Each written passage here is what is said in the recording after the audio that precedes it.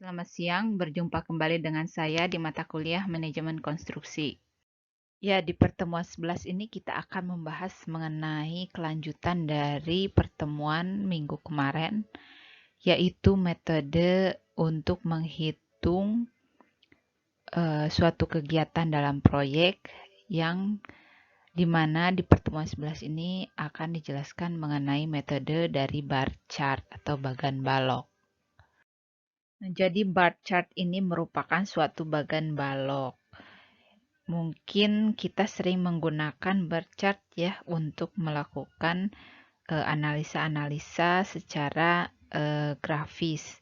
Nah, di mana bar chart ini biasanya terdiri dari kolom aktivitas dan kolom waktu ya. Aktivitas biasanya dalam kolom vertikal, sedangkan waktu di dalam baris horizontal. Nah, waktu ini dimulai kapan dan selesainya beserta durasinya ditunjukkan dengan menempatkan balok horizontal di bagian sebelah kanan dari setiap aktivitas. Nah, perkiraan waktu mulai dan selesainya ditentukan dari skala waktu horizontal pada bagian atas bagan.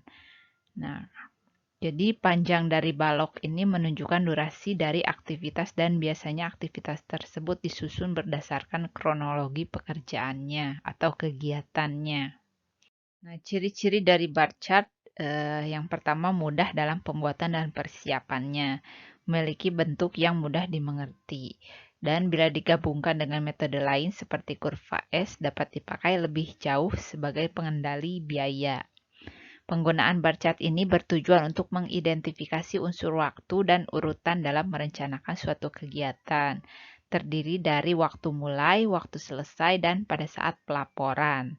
Nah, jadi penggambaran bar chart ini diingatkan kembali terdiri dari kolom dan baris. Ya, namun ada beberapa penggunaan metode bagan balok ini yang terbatas karena kendala sebagai berikut ini. Yang pertama, tidak menunjukkan secara spesifik hubungan ketergantungan antara satu kegiatan dengan yang lain, sehingga sulit untuk mengetahui dampak yang diakibatkan oleh keterlambatan satu kegiatan terhadap jadwal keseluruhan proyek. Yang kedua, sukar mengadakan perbaikan atau pembaruan karena umumnya harus dilakukan dengan membuat bagan balok baru. Nah, ketiga, untuk proyek berukuran sedang dan besar biasanya atau yang bersifat kompleks, penggunaan bagan balok ini menghadapi kesulitan. Jadi, biasanya penggunaan bar chart ini digunakan untuk proyek yang kurang dari 100 kegiatan. Kalau lebih akan sulit dibaca dan digunakan. Nah, di dalam skema alur penjadwalan kegiatan juga ada yang disebut dengan manning schedule. Nah, manning schedule ini merupakan jadwal penugasan personil proyek yang disesuaikan dengan jadwal pekerjaan yang akan dikerjakan, diawasi atau direncanakan oleh personil tersebut. Penyusunan manning schedule yang benar harus berdasarkan schedule kerja atau work schedule masing-masing dari setiap pekerjaan di suatu proyek. Penyusunan manning schedule yang salah mengakibatkan adanya pemborosan biaya personel atau bahkan keterlambatan suatu proyek. Nah, jadi bagan alur pikir penyusunan dari manning proyek atau manning schedule ini yang pertama adanya spesifikasi proyek. Nah, dari spesifikasi proyek biasanya masuk ke dalam bagian pekerjaan proyek. Nah, kemudian ditentukan tenaga ahli yang akan menangani bagian pekerjaannya. Kemudian disusunlah manning schedule masing-masing personil. Nah, work schedule bagian pekerjaannya pun disusun sebagaimana job dari masing-masing personil. Nah, ini contoh sederhana dari baca work schedule ya. Jadi misalnya pekerjaannya apa ya? Misalnya pekerjaannya pelaksanaan pekerjaan struktur ya, dimulai dari masa pelaksanaannya dari minggu keberapa sampai minggu keberapa, kemudian sampai maintenance ya, sama pekerjaan arsitektur juga masa pelaksanaannya durasinya dari minggu keberapa sampai keberapa. ME juga demikian, dan administrasi juga misalnya dari waktu awal penentuan proyek, lelang, kemudian masa pelaksanaannya.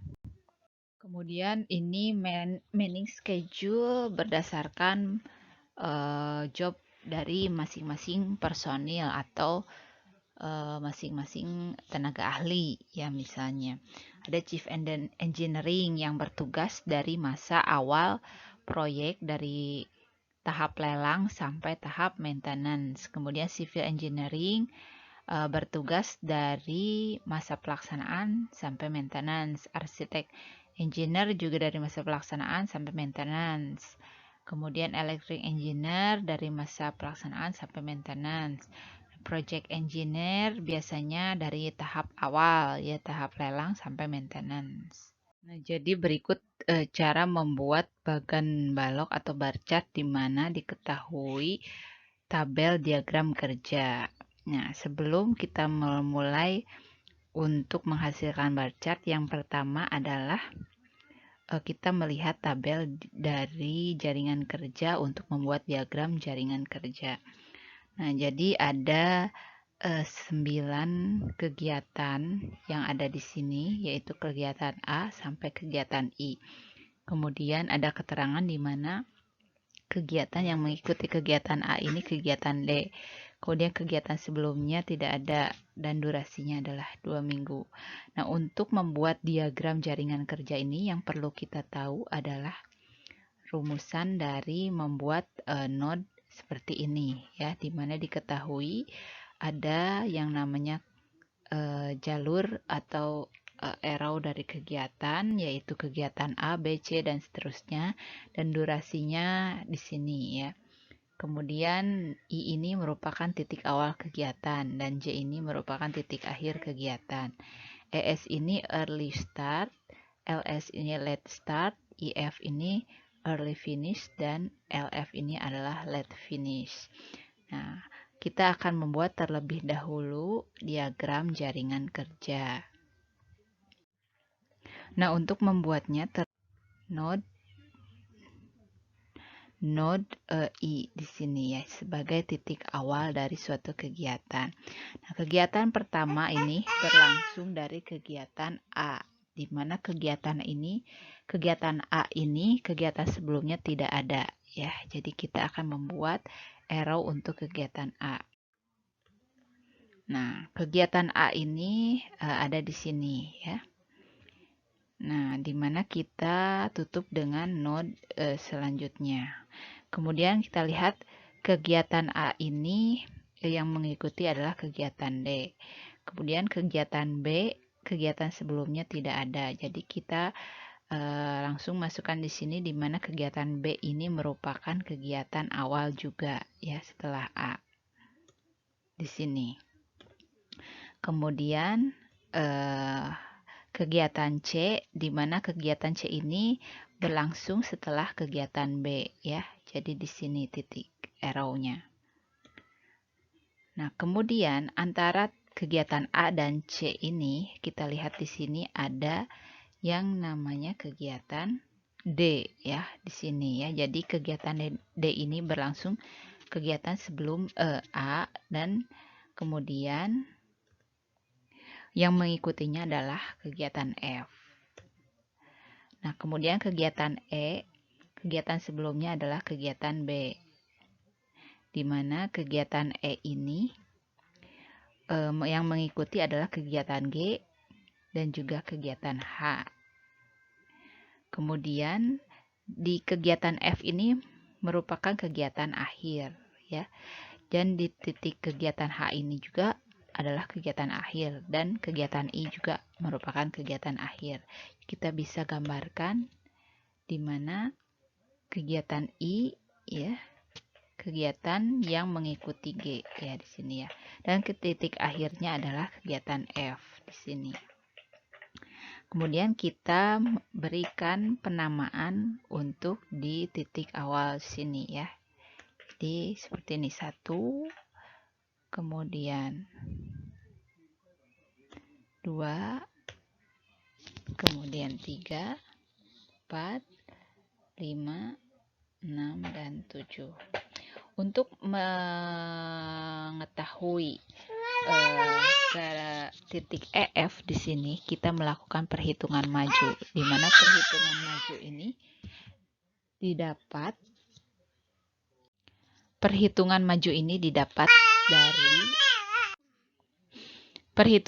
ini didapat dari rumusan ES ditambah dengan durasi. Seperti ini ya. ES yang pertama adalah di titik 0 ya. Titik 0. 0 ditambah 2 menghasilkan 2. Kemudian ES 2 ditambah dengan durasi 3 sama dengan 5. Kemudian di sini 3 tambah 0 sama dengan 3. Kemudian 3 tambah 4 sama dengan 7. Di sini 7 tambah 2 sama dengan 9. Nah, untuk di titik akhir ada 3 cabang. Ada titik F, I, dan H. Jadi, ada yang pertama kita dapatkan 5 tambah 4, 9. Kemudian 9 tambah 2, 11. Dan 7 tambah 3 sama dengan 11. Kita ambil yang durasinya paling lama, yaitu 11. Oke. Kemudian selanjutnya untuk mengetahui LF, kita melakukan perhitungan mundur. Di mana yang pertama LF di sini adalah 11. Kita hitung mundur untuk mendapatkan LS, di mana 11 kurangi 2 sama dengan 9. Kemudian 11 kurangi 3 ada 2 ya. Ada 11 kurangi 3 sama dengan 8. Sedangkan 9 kurangi 2 sama dengan 7. Nah, kita ambil perhitungan mundur ini, yaitu ambil angka yang minimum. Kalau tadi perhitungan maju, angka yang maksimum. Kalau perhitungan mundur, kita ambil yang minimum, yaitu kita ambil yang 7 di sini. Oke, nah kemudian sama halnya dengan ini, 7 kurangi 4 sama dengan 3. Sedangkan di sini kita belum tahu dah, ini ya 8 ya. 8 kurangi 3, 5. Nah, kita ambil yang minimumnya yaitu 3 ya. Dan ini 8 kurangi 3 sama dengan 5. Nah, jadi selesai untuk diagram jaringan kerja. Ya, jadi setelah mendapatkan diagram jaringan kerja, kita membuat kembali tabel jaringan kerja dengan memasukkan nilai-nilai yang telah didapatkan di diagram jaringan kerja ya. Durasi berapa, ES, EF, LS, dan LF. Nah, jadi kita dapatkan total durasi proyek yang ada di contoh soal ini adalah 11 minggu ya. Dengan kegiatan kritisnya di mana adalah B ya, di kegiatan B ya, kegiatan B, kegiatan E, kegiatan G, dan kegiatan I. Kegiatan kritis merupakan kegiatan dengan waktu terlama. Nah, setelah kita membuat diagram dan tabel jaringan kerja, kita membuat diagram bar chart atau bagan balok, di mana kita dapatkan durasinya dengan waktu di sini ya. Kemudian kegiatan non kritisnya dapat kita lihat tadi ya. Kegiatan kritis kegiatan mana saja ya, B, E, G, dan I, dan selebihnya adalah merupakan kegiatan non kritis. Untuk materi pendahuluan dirasa cukup sekian. Nah, ini referensi yang saya ambil. Kalian bisa membukanya, dan juga kalian juga bisa lebih aktif ya untuk mendownload atau menggoogling materi-materi mengenai manajemen konstruksi ya. Karena ini sistemnya online, mungkin sudah banyak ya sumber-sumber yang tersedia di YouTube. Jadi silahkan kalian bisa belajar secara otodidak.